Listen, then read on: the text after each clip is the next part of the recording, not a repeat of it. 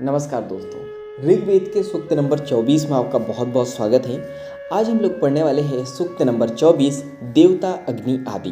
तो चलिए शुरू करते हैं। मैं देवताओं में से किस श्रेणी के किस देवता का सुंदर नाम पुकारूं?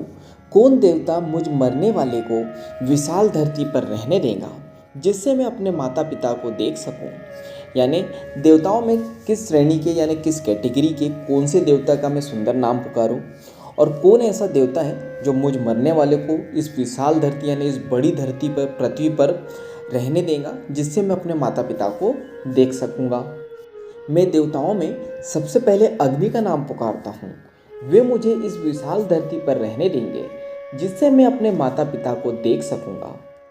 यानी यहाँ पे बताया गया है, मैं देवताओं में सबसे पहले अग्निदेव को पुकारता हूँ, अग्निदेव को बुलाता हूँ।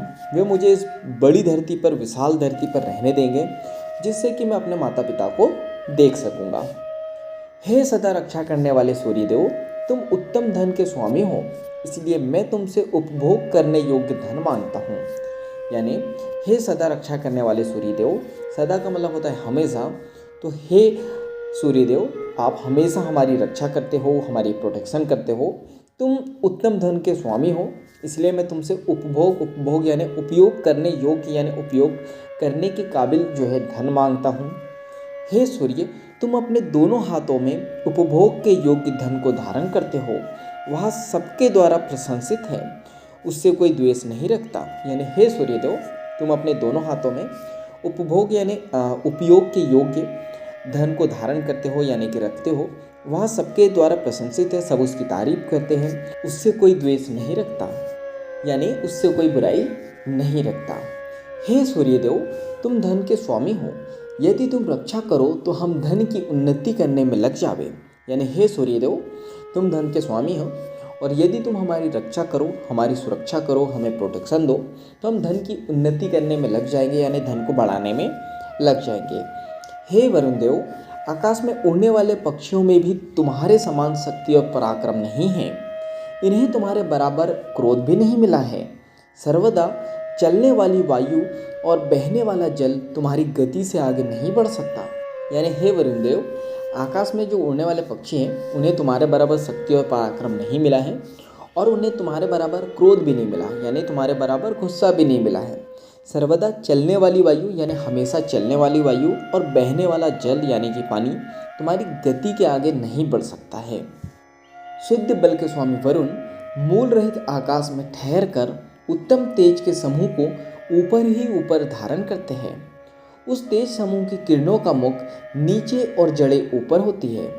उन्हीं के कारण हम में प्राण स्थित रहते हैं। यानी हे शुद्ध बल के स्वामी वरुण देव, मूल रहित आकाश में, मूल रहित का मतलब होता है जिसका आधार नहीं होता, जिसका बेस नहीं होता है। तो शुद्ध जल के जो स्वामी है वरुण देव, मूल रहित आकाश में ठहर कर यानी रुक कर उत्तम तेज के समूह को, जिसका तेज बहुत ज़्यादा है, तो उत्तम तेज के समूह को ऊपर ही ऊपर धारण करते हैं, क्योंकि नीचे बेस नहीं है, आधार नहीं है। उस तेज समूह की जो किरणें होती है, उसका मुख नीचे और जड़ें ऊपर होती है, और उन्हीं के कारण हम में प्राण स्थित है। राजा वरुण ने सूर्य के उदय से अस्त तक चलने के लिए मार्ग का विस्तार किया है। उनने आकाश में बिना पैरों वाले सूर्य के चलने के लिए मार्ग बनाया है। वे मेरे हृदय का भेदन करने वाले शत्रु का नाश करें। यानी हे राजा वरुण देव, आपने सूर्य के उदय से अस्त तक चलने के लिए एक मार्ग बनाया है जो बहुत विस्तार है, बहुत बड़ा है। उसने आकाश में बिना पैरों वाले सूर्य के चलने के लिए मार्ग बनाया है। किसकी? यहाँ पे वरुण देव की बात की जा रही है। तो वरुण देव ने जो है आकाश में बिना पैरों वाले जो सूर्य देव है, उनके चलने के लिए मार्ग बनाया है। वे मेरे हृदय का भेदन करने वाले शत्रु का नाश करे। यानी जो मेरे हृदय को भेदते हैं, ऐसे मेरे शत्रु का, मेरे दुश्मनों का नाश करे। हे राजा वरुण, आपकी औषधियाँ सैकड़ों हजारों हैं। आपकी उत्तम बुद्धि विस्तृत और गंभीर हो। तुम हमारा अनिष्ट करने वाले पापों को हमसे दूर रखो। हमने जो पाप किए हैं उन्हें नष्ट कर दो। यानी हे वरुण देव, हे राजा वरुण देव, आपकी जो औषधियाँ है सैकड़ों है, हजारों है, और आपकी उत्तम बुद्धि विस्तृत और गंभीर हो। विस्तृत का मतलब फैली हुई हो और गंभीर हो। तुम हमारा अनिष्ट करने वाले पापों को हमसे दूर रखो। यानी अनिष्ट का मतलब होता है बुरा या अमंगल। तो तुम हमारा अनिष्ट करने वाले जो हमारे पाप हैं, हमसे दूर रखो और अभी तक के जो हमने पाप किए हैं उन्हें भी नष्ट कर दो। ऊंचे आकाश में जो सप्तऋषि नामक तारे स्थित हैं वे रात में दिखाई देते हैं पर दिन में कहाँ चले जाते हैं। वरुण देव के कार्यों में कोई बाधा नहीं डाल सकता। वरुण की आज्ञा से ही रात में चंद्रमा प्रकाशित होता है।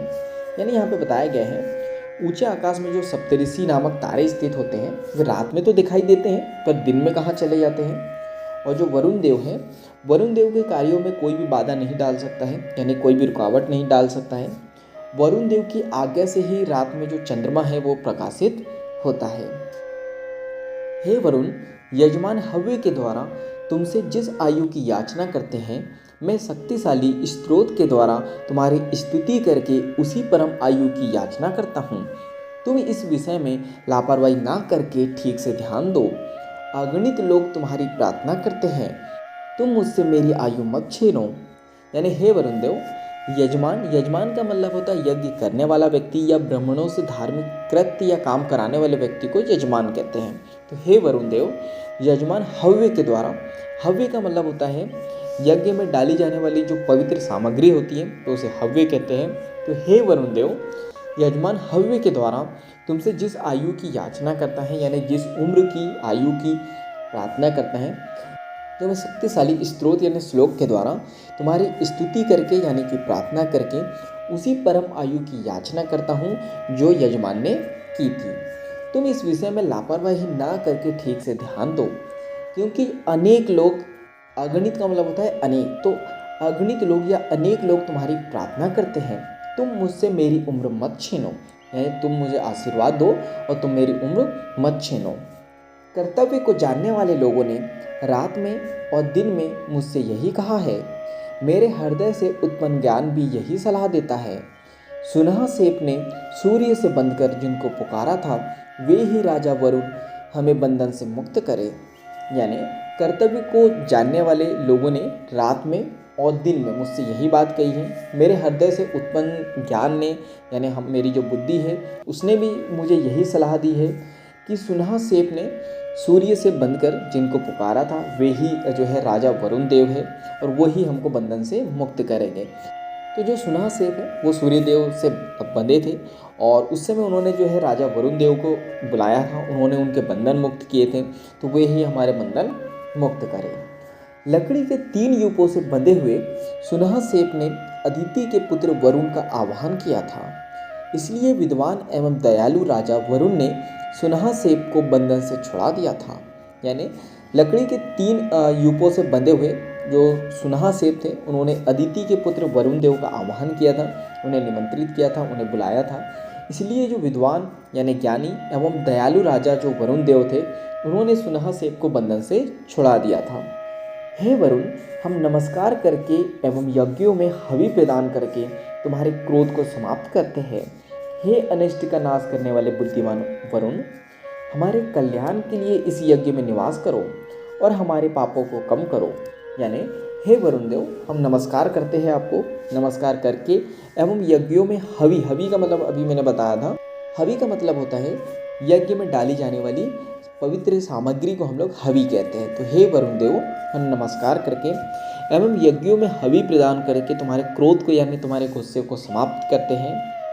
हे अनिष्ट का नाश करने वाले बुद्धिमान वरुण, अनिष्ट का मतलब होता है बुरा करने वाला या अमंगल करने वाला, तो हे अनिष्ट का नाश करने वाले बुद्धिमान वरुण देव, हमारे कल्याण के लिए, हमारी भलाई के लिए इस यज्ञ में निवास करो, यानी यहाँ आकर रुको और हमारे पापों को कम करो। हे वरुण, मेरे सिर में बंधे हुए फंदे को ऊपर से और पैरों से बंधे हुए फंदे को नीचे से खोल दो तथा कमर में बंधे हुए फंदे को बीच में ढीला कर दो। हे अदिति पुत्र वरुण, हम तुम्हारे यज्ञ में सतत संलग्न रहकर पाप मुक्त हो जाएंगे। यानी हे वरुण देव, मेरे सिर में बंधे हुए जो फंदे हैं उसको ऊपर से खोल दो और जो मेरे पैरों में बंधे हुए फंदे हैं उसे नीचे से खोल दो तथा जो मेरे कमर में बंधे हुए फंदे हैं उसे बीच से ढीला कर दो। हे अदिति पुत्र वरुण देव, हम तुम्हारे यज्ञ में सतत यानी कि लगातार, संलग्न यानी कि जोड़ना होता है, तो लगातार जुड़कर रहते हैं जिससे कि हम पाप मुक्त हो जाएंगे। तो यहाँ पर सूक्त नंबर 24 समाप्त होता है। तो आज के लिए इतना ही, धन्यवाद।